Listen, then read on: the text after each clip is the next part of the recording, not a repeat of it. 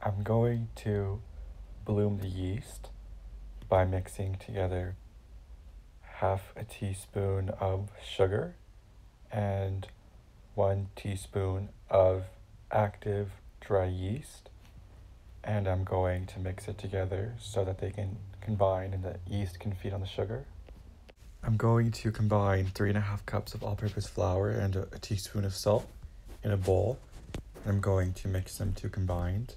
I'm going to create a well in the center, and then I'm going to add 3 tablespoons of olive oil and my sugar yeast water mixture into here. And then I'm going to mix this together with a wooden spoon so that I can start to develop the dough.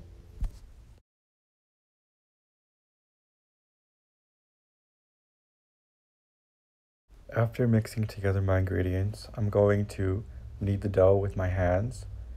And I kneaded it for about 5 minutes, but sometimes that time can vary depending on your temperature, where you live, and the moisture in the air.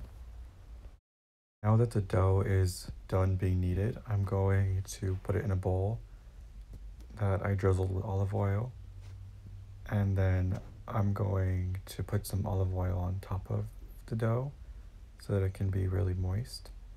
And then I'm going to cover it with some plastic wrap and let it rise for about an hour.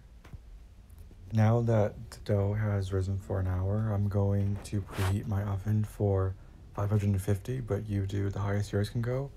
And then I'm going to drizzle a pan with olive oil and rub it.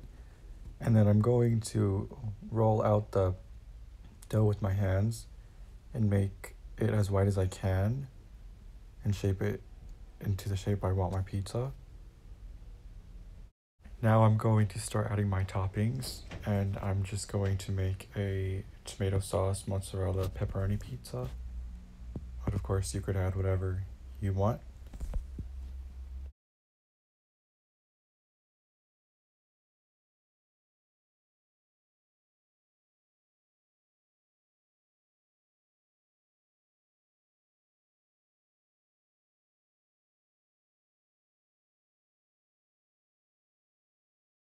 My oven has been preheating at 550 for about 20 minutes, and I'm going to bake it for 10 minutes. However, you might want it for less or more time depending on how you prefer your pizza.